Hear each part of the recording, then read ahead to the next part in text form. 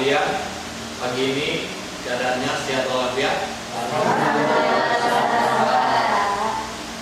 Apakah semuanya sudah tadi sarapan pagi? Dan mudah-mudahan niatnya datang pada hari ini ke kelas kita dalam rangka untuk menuntut ilmu ya.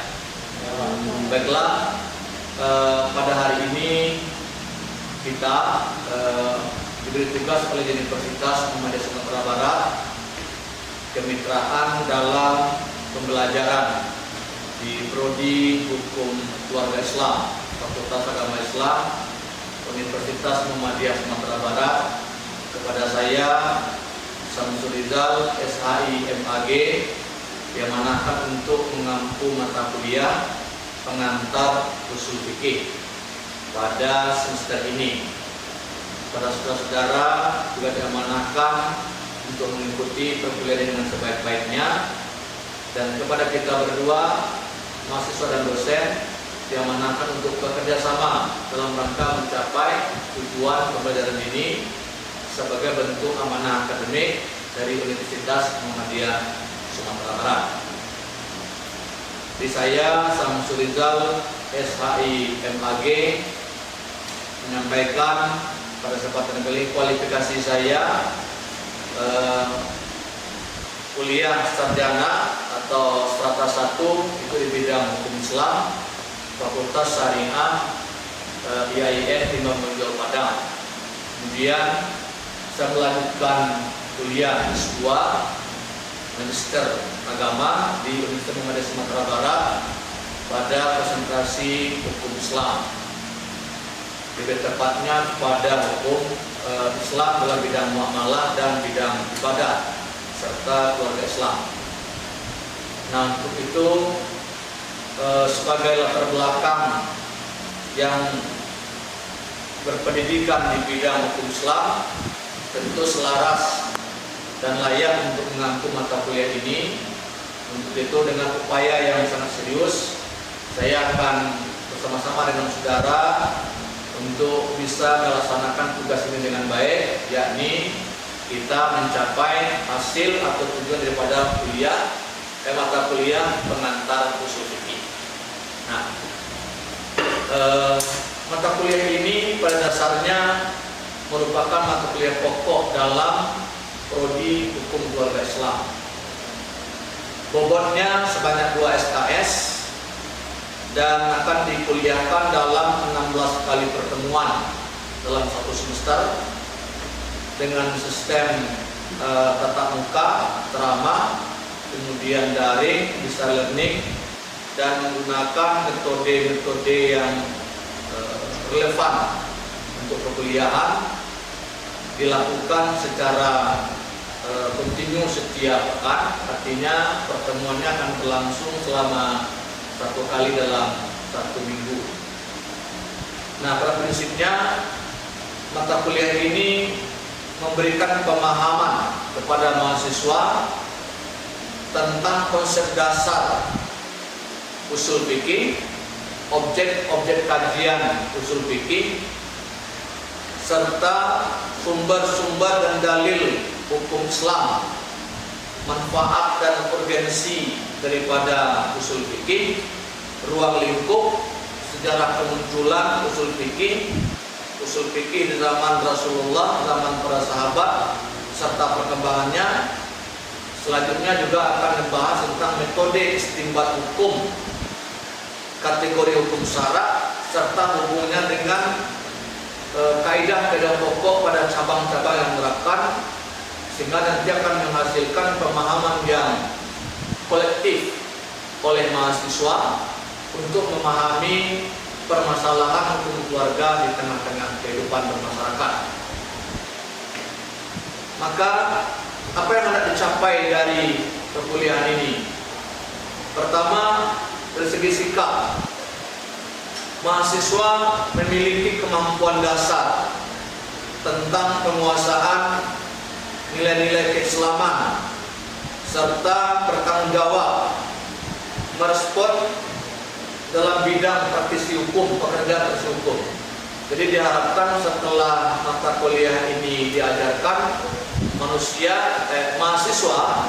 mahasiswa memiliki keterampilan, kemampuan intelektual, serta kompetensi untuk merespon persoalan di tengah-tengah masyarakat, terutama berhubungan bidang kerja yang berhubungan dengan bidang kerja hukum keluarga Islam, seperti hakim agama, seperti mediator, seperti tenaga penyuluh, dan lain-lain sebagainya. Tentu kompetensi itu akan dilengkapi oleh pengetahuan dasar mahasiswa yang berpijak pada kaidah-kaidah usul, qawaid fikih, bahkan akan mungkin ditambahkan dengan materi filsafat hukum Islam secara mendalam. Akan kemudian konsep tersebut tentang ilmu syariah yang dikuasai akan membuat mahasiswa bisa memiliki nilai-nilai hukum yang hidup di dalam masyarakat, serta ia memiliki keterampilan khusus menyelesaikan perkara-perkara hukum keluarga secara khusus bagi masyarakat yang membutuhkan atau mungkin kalangan keluarganya sendiri. Seterusnya tentu itu akan berguna dalam rangka menjawab persoalan ketika mahasiswa bersangkutan mendapat nanti bekerja di suatu tempat, itu sebagai modal dasar yang diharapkan bisa untuk hal demikian. Maka pada kesempatan ini secara singkat saya akan memberikan penjelasan kepada kita semua, saudara, sebagai silabus yang akan kita bahas itu diantaranya adalah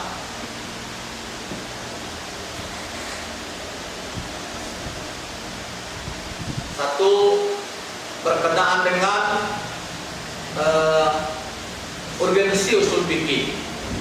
Melingkup dalamnya ada objek usul fikih, pengertian usul fikih, dan nanti akan ditambah dengan dilalah Al-Quran, pengertian Al-Quran, istinbat hukum Al-Quran, ibrah yang ada dalam Al-Quran, lengkapnya Al-Quran sebagai sumber dalil hukum dalam kajian Islam menggunakan usul fikih. Berikutnya tentang penjelasan sunnah sebagai sumber hukum, sama dengan ditetapkan oleh universitas sendiri, Sekretariat Muhammadiyah, bahwa menyebutkan sumber hukum Islam itu adalah Al-Quran dan Sunnah. Maka dalam kajian usul fikih ini, pengatur usul fikih ini kita akan membahas tentang demikian dalam berbagai dimensi kajian yang lebih mendalam, menggunakan tafsir, kaidah-kaidah usul, pendapat para ulama. Dan selanjutnya akan kita bahas tentang metode ijtihad, ijma, dan seterusnya sesuai dengan apa yang dikatakan di awal tadi, kaidah-kaidah usul. Assalamualaikum warahmatullahi wabarakatuh.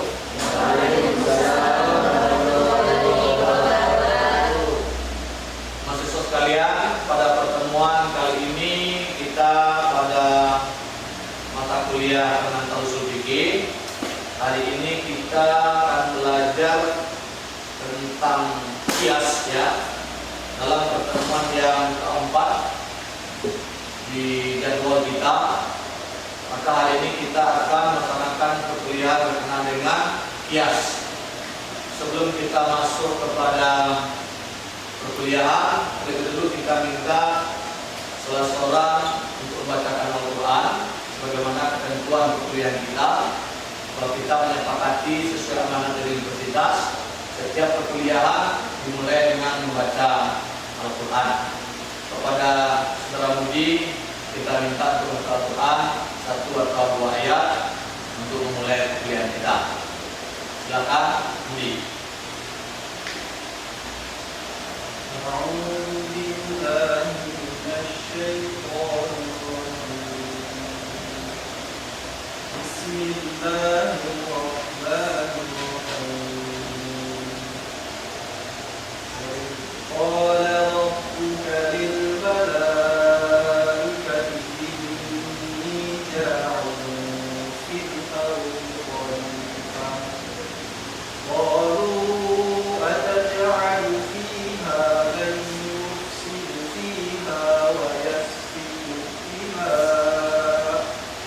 ونحن نسبح بحمدك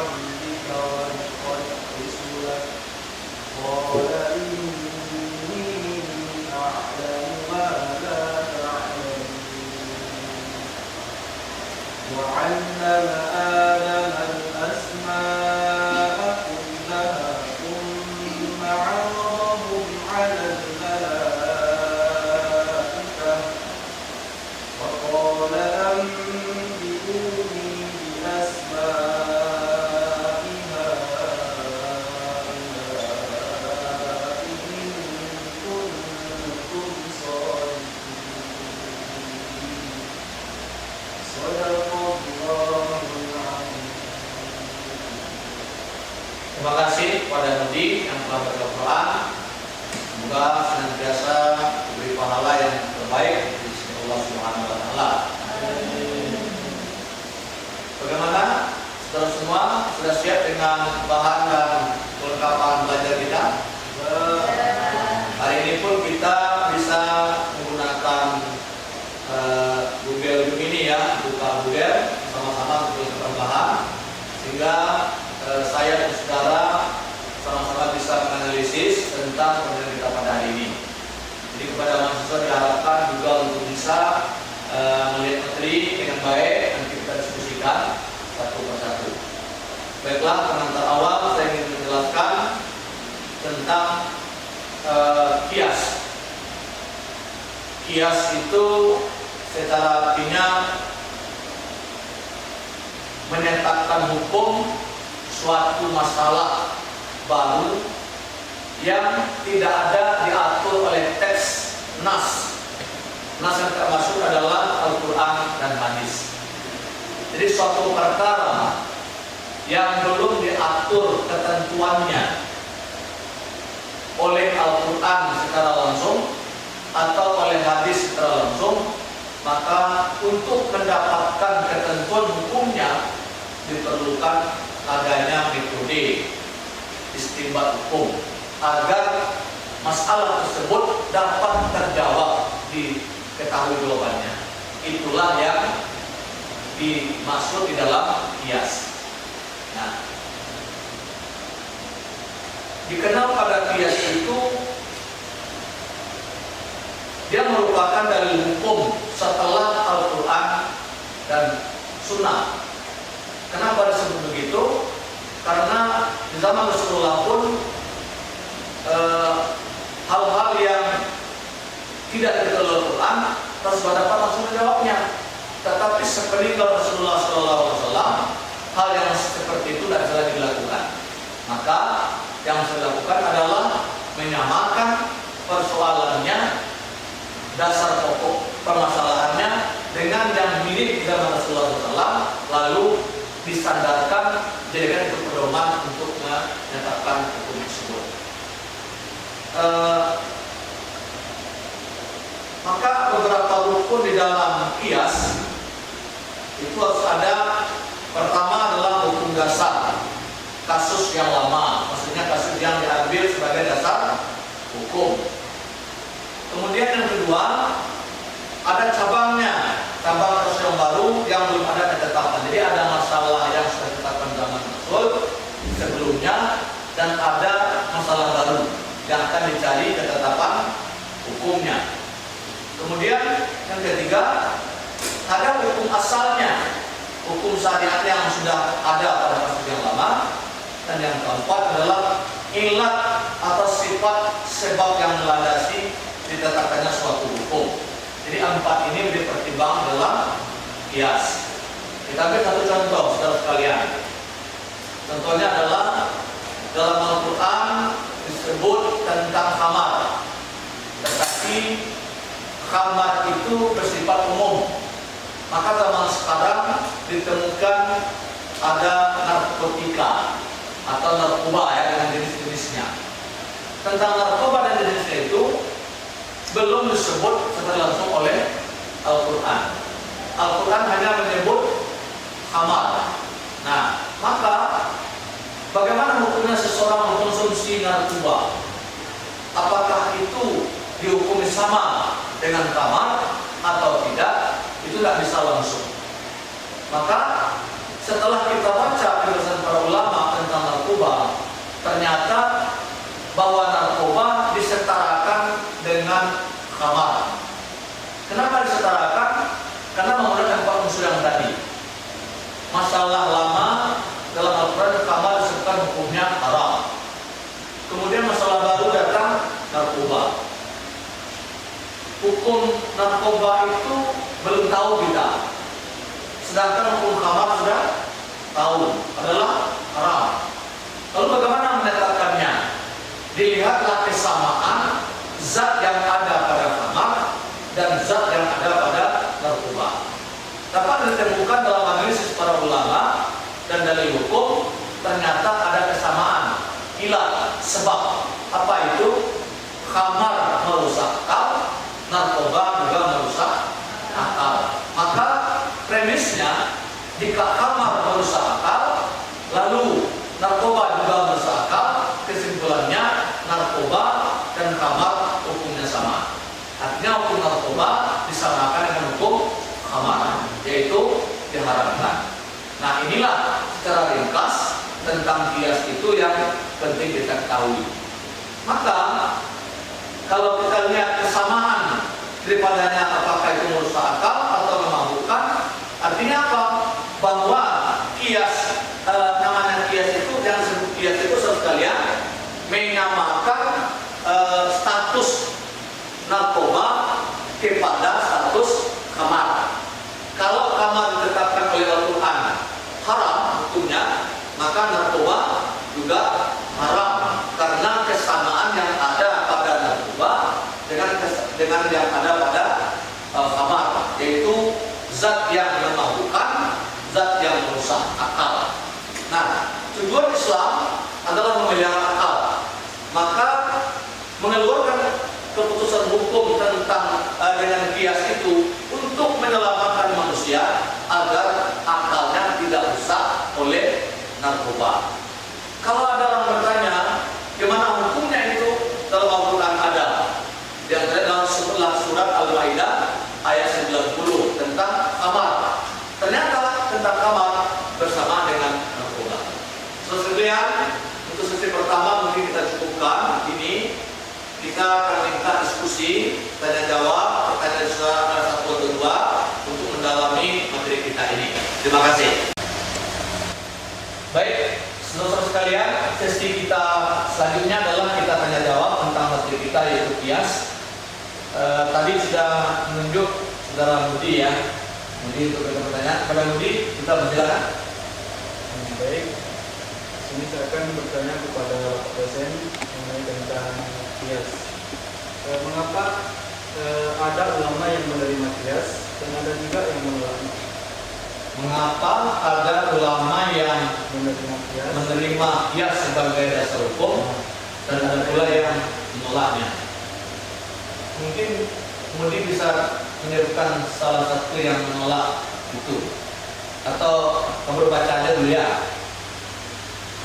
Baik, pertanyaan sangat bagus sekali saudara sekalian.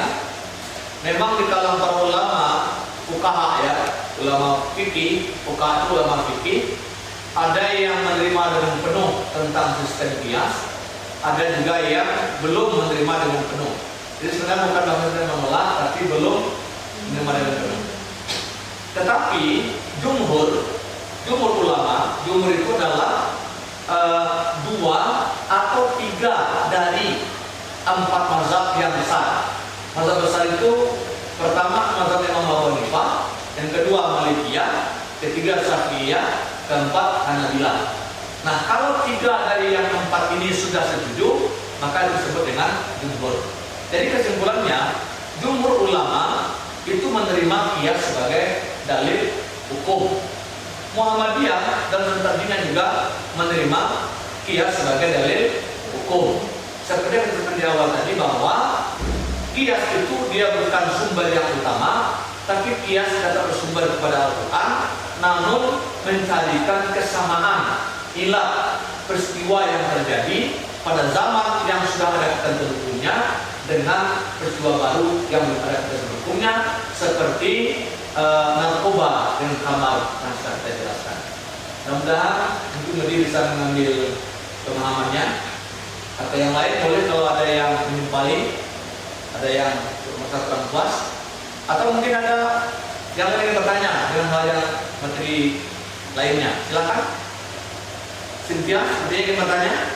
Silakan Cynthia. Baik, Cynthia ingin bertanya Pak. Rukun kias dan contoh pengharaman narkoba dengan ilat apakah sama dengan khamar Pak? Narkoba dengan kias apakah sama? Ya, pengharaman. Nah, sesuai yang kita jelaskan, pada kias kan ada 4. Pertama, unsur pada kias itu permasalahan lama, peristiwa lama. Peristiwa lama itu khamar. Zaman dulu kan orang Arab ada yang minum khamar. Turun Al-Quran, 4 ayat terakhir itu surah Al-Maidah ayat 90 menyatakan kamar itu rijsun min amali setan, perbuatan setan itu adalah haram. Maka hukum kamar itu haram. Berarti tentang kamar hukumnya sudah jelas, yaitu haram. Lalu zaman sekarang muncul masalah narkoba di tengah-tengah masyarakat, tengah kehidupan manusia. Narkoba ini tidak ada disebut oleh Al-Quran. Ternyata setelah semusawarah para ulama, fuqaha memutuskan ada kesamaan yang terdapat dalam narkoba dengan hal yang ada dalam kamar. Apa itu? Yaitu memabukkan dan merusak akal. Walaupun narkoba tidak disebut oleh Al-Quran dan hadis, tetapi karena didapati kesamaan yang ada pada unsur narkoba dan unsur kamar, maka dikaitkanlah hukum narkoba itu kepada kamar, yaitu haram. Yaitu apa itu? Merusak akal dan memabukkan. Jadi hukum mengkonsumsi narkoba adalah haram. Nah, kecuali sesuai penjelasan lain untuk pengobatan dengan kadar tertentu atau untuk kebutuhan medis dengan kadar tertentu. Barangkali demikian. Mungkin ada feedback dari yang lain, boleh kalau ada. Atau mungkin benar-benar sudah dengan sesi ini sudah mengerti? Insya Allah mengerti? Terima kasih. Untuk sesi ini kita cukupkan. Dan nanti kalau ada yang ingin akan kita buka sesi kedua. Terima kasih.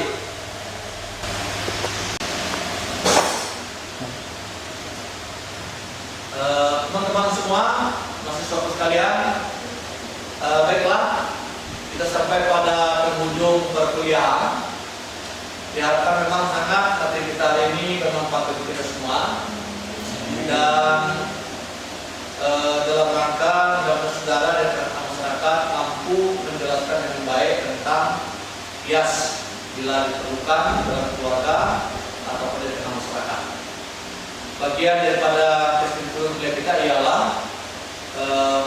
Islam memiliki sumber hukum yaitu Al-Quran dan Sunnah. Dan setelah itu, bila dalam aturan sudah itu tidak ditemukan secara langsung eksplisit penjelasan tentang perkara hukum, maka salah satu dalil yang digunakan adalah menggunakan qiyas. Nah, oleh karena itu penting bagi kita menguasai tentang makna qiyas agar kita bisa memahami persoalan dengan masyarakat dengan baik, atau mungkin saudara semua akan menghadapi di tengah-tengah keluarga. Maka pesan saya kepada semua adalah mari kita perdalam di rumah dengan referensi tambahan tentang materi kita ini, karena saya kena percaya apa yang kita pelajari di sini belum sempurna. Untuk itu mari kita memperkaya diri dengan referensi-referensi dan literasi yang cukup banyak, baik melalui media digital ataupun media-media pustaka yang sudah tersedia. Baiklah, untuk menutup pertemuan kita pada hari ini, karena pun proses sudah kita ambil, marilah kita sama-sama mengucapkan Alhamdulillahirabbil alamin. Saya sebagai dosen pengaku di mata kuliah ini Syamsul Rizal, SHIMAG, mengucapkan terima kasih kepada seluruh kuliah